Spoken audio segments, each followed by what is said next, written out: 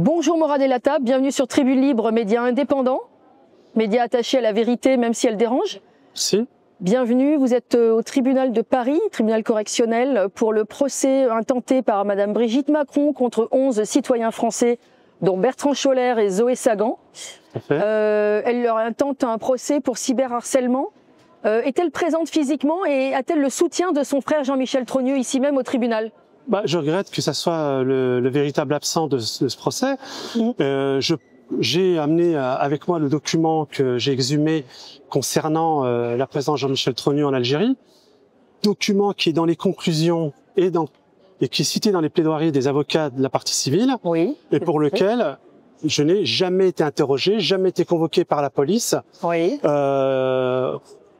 Il y a qu'aux États-Unis où les médias américains, effectivement, New York Post, Washington Times et Candace Owens et Tucker Carlson, ont fait le choix d'exhumer ce document officiel, puisqu'il n'est pas logique que Brigitte Macron, qui a dit officiellement avoir été en Algérie en 2017, cela ne figure pas dans sa biographie. La seule personne présente en Algérie, c'est Jean-Michel Trogneux.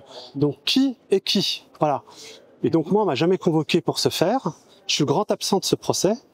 Je tiens à dire tout mon soutien à ces 11 personnes que je qualifie comme étant des victimes expiatoires d'un faux procès qui ne fera qu'une chose, c'est toucher encore une fois à la liberté d'expression.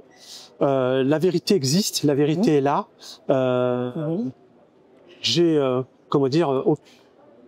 aucune incrimination particulière. J'évoque simplement des faits qu'on essaie de cacher au plus grand nombre, et merci à vous d'en faire état. Que pensez-vous de la loi Schiappa, qui est utilisée actuellement dans ce procès pour faire taire finalement? La loi Schiappa. Schiappa, si vous préférez. Oui, enfin moi, ce que je retiens de Schiappa, c'est le détournement des fonds publics à hauteur de 2,5 millions d'euros, qui permet à des pseudo-journalistes d'incriminer tous les médias alternatifs comme étant des complotistes. Or, ce sont des voleurs, ils ont volé de l'argent public. Et tout ça sur le dos de la mémoire de la victime d'un attentat terroriste qui est Samuel Paty. Donc voilà, quand j'entends ces noms-là, c'est tout ce que ça m'évoque. Voilà, vous pensez aux fact-checkers? Bien sûr, c'est eux qui ont bénéficié en grande partie des 2,5 millions d'euros détournés d'argent public. Vous avez bon espoir pour l'issue du procès?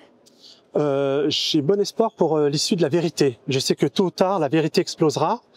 J'ai aucune confiance dans la justice, je respecte la justice, mais je n'ai aucune confiance en elle. D'ailleurs, le fait que ce procès ait lieu, c'est attentatoire à la vérité. Et d'ailleurs, il ressemble plus à un huis clos, la salle est toute petite. Volontairement, puisque on est dans de l'ingénierie sociale. Voilà, tout est choisi pour dresser des coupables à la vindicte populaire, mais ce qu'oublie Emmanuel Macron et son conjoint pédocriminel, c'est que le peuple est du côté de la vérité et donc de ces 11 innocents.